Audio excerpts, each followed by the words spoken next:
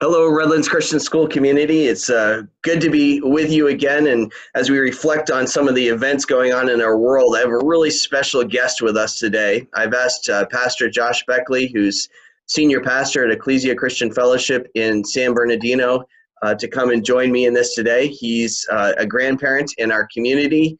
One of our, I think his granddaughter just finished kindergarten last year. And is also my former senior pastor. I loved attending Ecclesia when we lived in San Bernardino. So thank you so much, Pastor Beckley, for being with us today. My pleasure, Brian. Thank you. I'm glad to be here with you today and the Redlands Christian community. God bless you. Thank you. So I just, reflecting on it, I mean, obviously just my heart's been ripped watching the events, the injustice that was done to George Floyd. And I know so many in our community have wrestled with this as well. Perhaps just take a few minutes and share with us how you've sought to make sense of and give us some perspective on the George Floyd incident. Well, to be honest, talk about perspective. My initial response when I watched what was happening, it was, oh no, not again. Not again. And then as I watched the video and heard his pleas, my anger and indignation increased. Excuse me, as I even began to try to talk to the officer through the television tube about taking his knee off his neck. But then as it was over and as I sat back and paused, first thought I had was, we haven't got past this yet. Here we are one more time. Here we are again with another video. And my response was, is this video going to be dealt with like all the other videos? They're going to say there's not enough evidence in the video. There's not enough facts in the video to prove that the officer killed him. It's proved that it was the knee on the neck that killed him. And while I was watching this, I'm wondering where the other two officers are, because they tell me there are 4 officers on the scene. And I didn't find out till later on. They were on the other side of the car, one in the middle of his back and one at his feet. And all of them were on him, holding him down. And again, flashbacks of when I was a kid, hearing my father tell me then, this is what you need to do. Flashback when I was even younger than that, before I started driving, seeing how the police in Chicago treated my dad when we were on our way to a family gathering, to an amusement park, and they pulled up behind him, and then just all of a sudden their lights came on. They made him get out of the car in front of all of us and sit on the curb, and had him sit out there for a half an hour and didn't do anything. He got back in the car. My dad was angry, but he was still remained respectful, because he knew if he showed any kind of response to their thing in a negative way, he wouldn't have been back in the car with us. And they only told him, oh, sorry, your car fit a description of somebody we were looking for. And didn't care whether his 6 kids and his wife were in the car with him.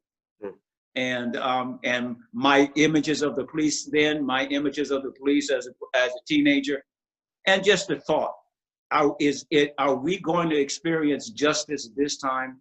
We thought this was the last time, and so my initial response was that. And as I continued to watch it unfold, I began to be concerned with what else can we do to help this country and this society see that what is happening is going to continue to happen if we don't do something different.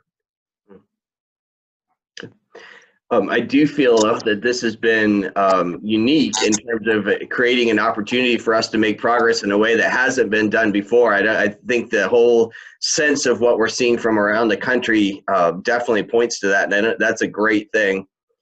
In my lifetime, it is different. I do believe, and I agree with you, Brian.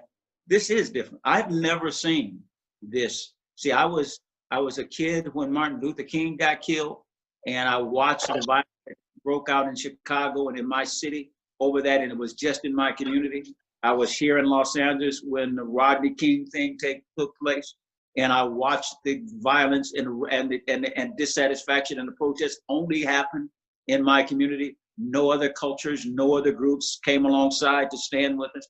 This is different. This is different because not only is it a deal within our community, but I'm impressed with the people cross-culturally. I'm impressed with the people globally. The fact that this is just not just here in America, but around the world. I'm impressed with the young people that are indignant about this, not Black young people, white young people, Hispanic young people, Asian young people. I'm excited about the potential that this has for my children and my grandchildren in their future. I'm a big believer that we as Christians ought to be leaders on this topic. If for no other reason, I mean, God just made it really clear in his word that every one of us is made in his image. But as you think about this as a pastor, what do you see as being the key biblical principles that should guide our approach to issues of race and racism? Well, Brian, I think you're absolutely right. The church needs to lead on this. And I think that's been one of my concerns, even in pastoring. Years ago, when Pastor Turner and I dealt with the Taisha Miller issue, where she was killed in her car in Riverside by the 4 police officers. The church, we went to the church, we went to both sides of the church to protest this, to stand up and say this is wrong. Only one side of the church, my African American community, was indignant. I couldn't get my evangelical brothers to stand with me. We couldn't get our evangelical brothers to march with us. We couldn't get our evangelical brothers to say something. And I think in the future, as we move forward, it's going to require the whole church. There are a couple of passages of scripture that come to mind. One that I've been really impressed with and sharing a lot about is that one in John chapter 13, verse 35, that it says that the world will know that we are his disciples by our love one for another. And the real challenge for me is that we as a church got to really begin to demonstrate the genuine love of Christ for one another, as genuinely bring brothers in Christ together. That when you hurt, I hurt. When you have an issue, I have an issue. I was asked to go to a meeting to stand with my Caucasian brothers because they wanted to open their churches on May 31st. It was not my heart. I wasn't planning on opening on the 31st. My people were telling me they were not coming back to church on the 31st. I went to the meeting in support of my brothers. They wanted me to stand with them in a press conference. I stood with them. I said, I understand that's what you need. Okay, if that's what you need, then do that. Okay, I'll stand with you. I'm not going to open on that day. I'm not going to open whether the governor gives me permission or not, because I'm not going to defy the laws, because I can't afford not to have liability insurance if I'm defying a law. So I need to stay in compliance. But if this is what you want to do, and if you need me to support you in this, and you need me to stand with you in this, and you need me to help you get this done, I'll stand with you. You're my brother.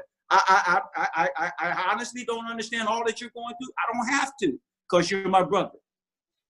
And my thing is I show up for that for you. Here is my plight. I'm dealing with this every day of my life. I'm an African-American pastor. I pastor a church. I still get scared when the police get behind me. Yeah. I'm still very tenuous that if I do anything wrong, what's going to happen to me? I had to tell my son when he was 16 years old how to deal with the police when they stop him, and what to do when they get, and not how to react so he can come home safe. And I have to deal with walking into fine restaurants and look at the face of the baby deer when he sees me walking in and realize, oh, that was an African-American guy I was talking to on the phone. And so, the whole issue of and what my son have to go through and kids have to go through when they go for job interviews and filling out application. It's a daily part of our lives. And so therefore, when I'm telling you this is my plight and you tell me, well, it's too political, I can't stand with you. I'm wondering, do you really love me? Like the Bible says that you're supposed to love me? Because if you genuinely love me, I feel your hurt. I may tell you in the room that you're wrong, but when we get in public, I'm going to stand with you. Yeah. Because I love you. Yeah. Because I love you. Because the issue is that, if you feel it's wrong and I may not understand it's wrong, I'm going to stand with you because it's wrong. You feel it's wrong, so I'm going to stand with you because of that. And that's what we need to do as a church moving forward. I thought about that passage in Ephesians chapter I wrote it down here so I wouldn't forget. Chapter 2, verse 14 through 16, where God, Christ says he's taken down the middle wall of partition between the two, and he's made us one in him. You know, we understand Paul is talking about the Gentiles and the Jews. And you know, not only the political, not only the religious, but the racial issues that were going on between them. But God took the wall down, and God says, in him we are one. That there in the church there should be that wall should be. I don't care what the world feels about you in terms of your race or creed, but in the church, that does not hinder my support of you or my care for you. And I don't think we fleshed that out completely in the church. I really don't. And in order for us to be able to be the leaders of this change, which I think God wants us to be, I think that's why he left us here. We're supposed to be the models of that change. Yep. I think the way we got to do it has to begin with us internally, and then we have to come out corporately together in support of what is happening with my African-American brothers during this time. If you don't understand, sit with me. Let me talk to you about it. Hear my history. Hear my background. If you don't know what to say, you don't have to say anything. Just stand with me. And if you don't even know how to act, just listen. If you don't know even how to act, just cry with me when I cry. Yeah. And weep with me when I weep, and encourage me and step. If that's all you can do, you don't know how far that will go in helping me understand that you are at least with me as my brother in Christ.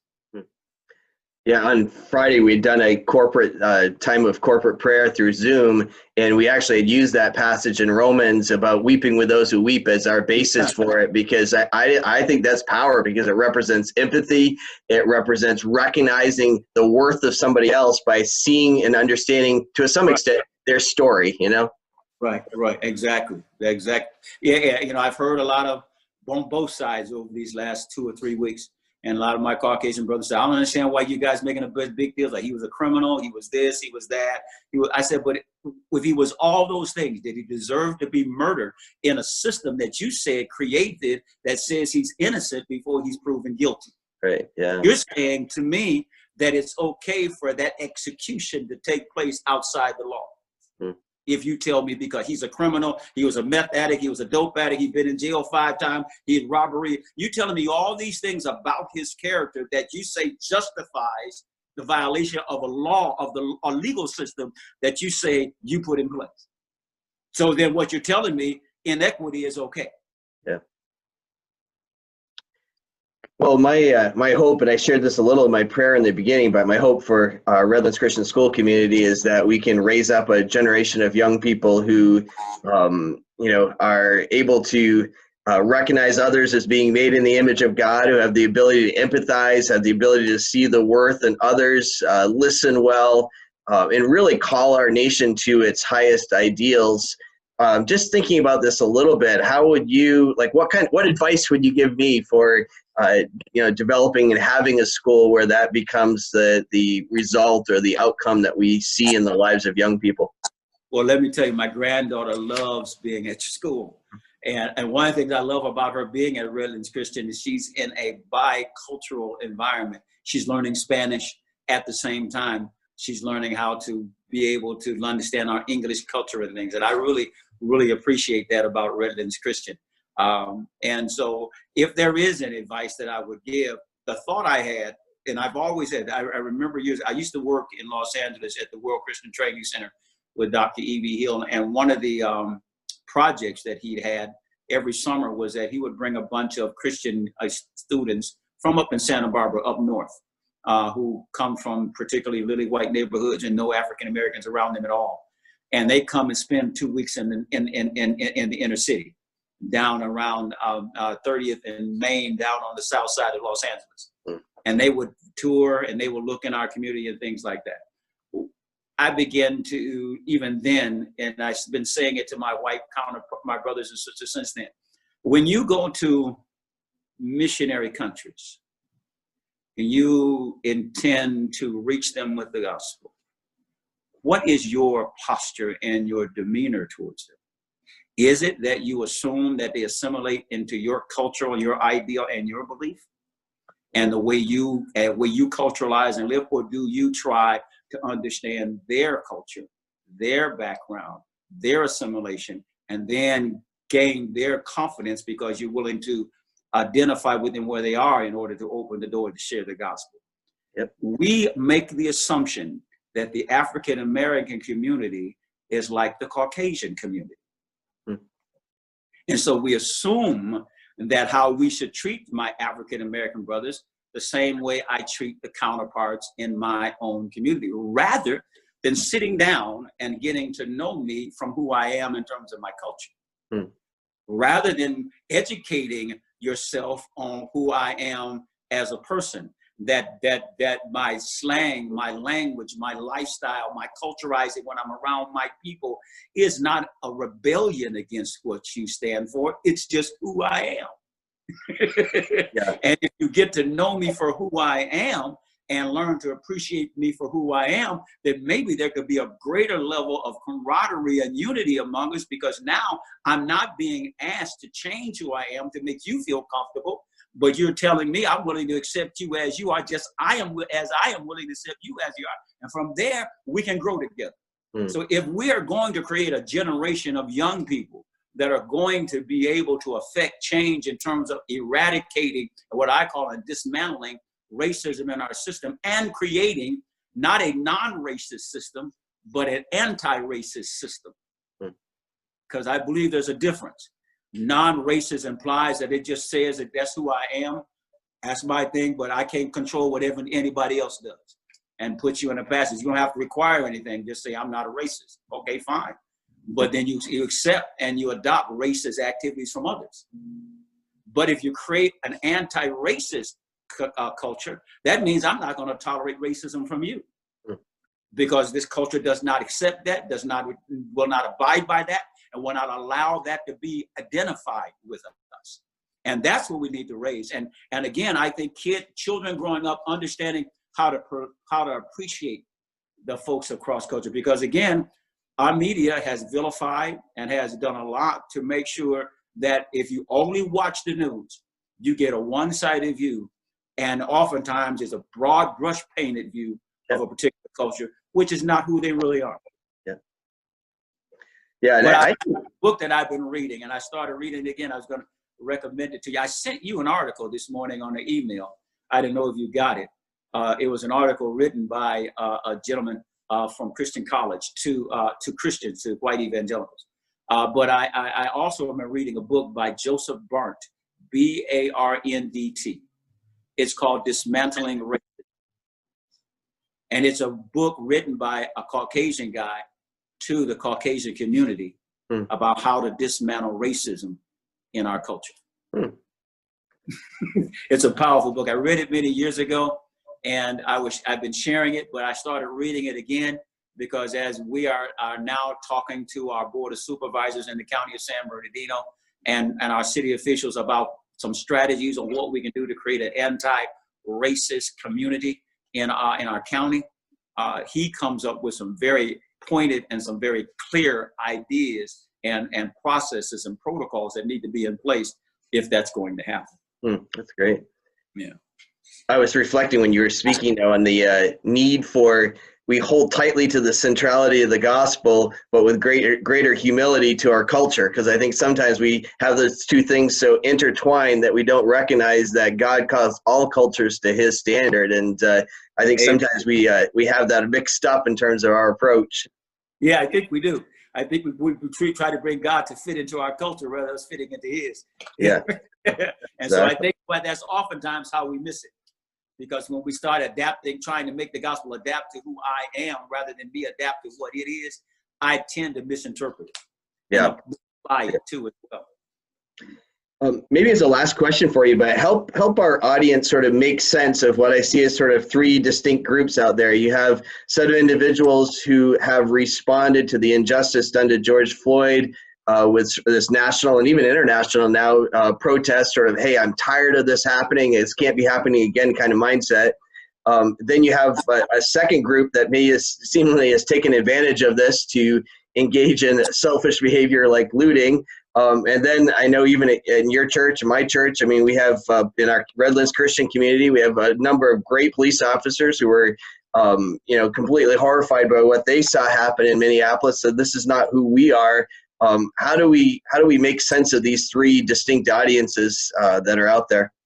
Well, I say to the officers, going from the back forward, I Yep. say to the officers, especially those good officers, and I've said this to the officers in my church as well, and listen, I know the majority of you are good. I said, but the majority of you need to stop the ones who are not. And you need to stop them. We can't. Yep. You know, the fact, if you say there were good officers out there with him that day, then good officers should have pulled him off his neck.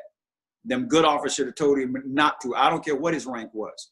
I don't care what his position was. You guys need to step up and stop this, because therein confirms your goodness and confirms your integrity as good officers. But if you're a good officer and you just stand by and let it happen, how do I know you're good? Because you don't do anything.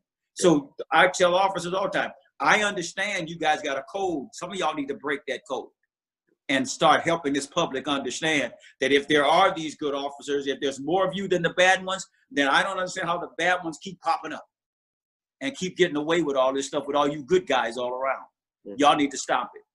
The other aspect of it is these protesters. And then in every circumstance over the years, I've watched these things rise and fall. There have always been those distractors in the group who try to take away from the purpose of peaceful protest.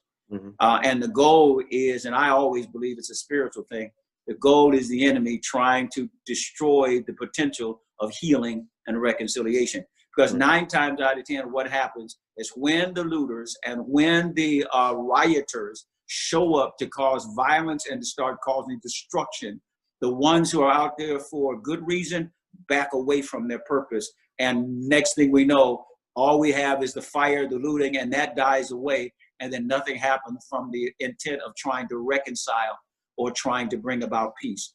And there are those who are out there that are doing good. And I think the thing that has to happen is this time, when all the looters get arrested and all the rioters get calmed down, and this turns into 2 or 3 months or 6 months now that George has been dead, the peaceful protesters need to keep their voices going.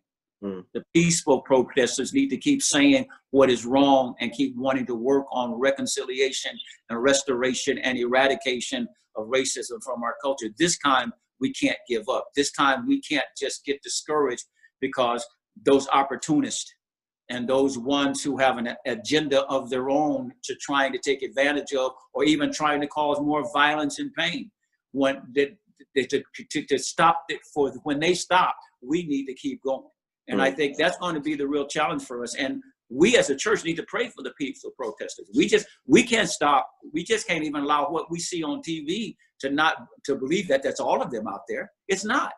There are those out there that are wanting to do right. So we need to pray that God would allow them to succeed. We need to pray that God would allow their voice to be heard, and that that God would halt the enemy and stop the enemy and cause the enemy's plan not to succeed in this aspect. If there is a power the church has, it's prayer. And if there is an ability that God has given us to turn the king's heart whithersoever we desire, is as we call upon God.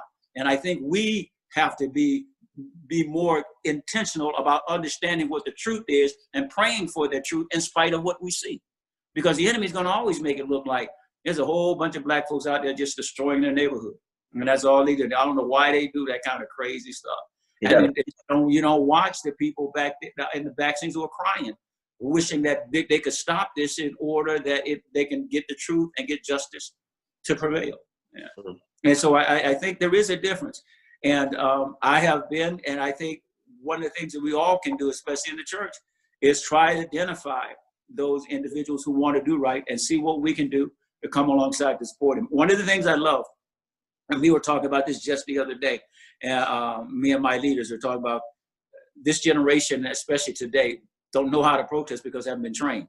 They haven't been trained. Dr. King trained people to protest. In the basements of black churches, folks were trained on how to protest, how to not react when they pour water on your head while you're sitting at the counter, how not to retaliate when they stick the dogs on you or when they throw the hoses, throw the fire hoses on you, how not to get angry and upset when the billy club hits you, how you need to fold yourself up, how to tuck yourself in so you get the least amount of hurt, because you're going to be vilified, you're going to be attacked, but we cannot result in the attack. They were trained.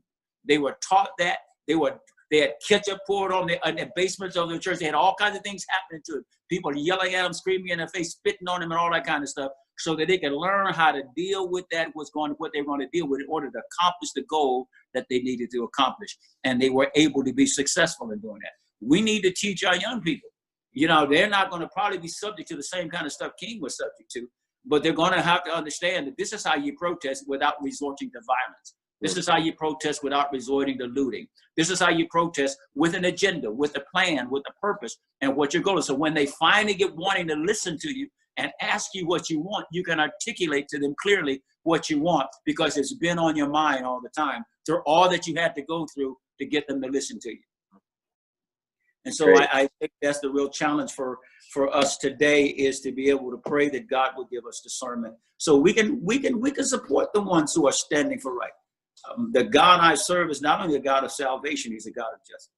Yeah. Well, Pastor Beckley, you have made me think today, so this has been very good, and I look forward to being able to share this with our community as well. So just thank you so much for your time. Love the work that you're doing there in San Bernardino, and love the fact that your granddaughter is part of this Redlands Christian community as well.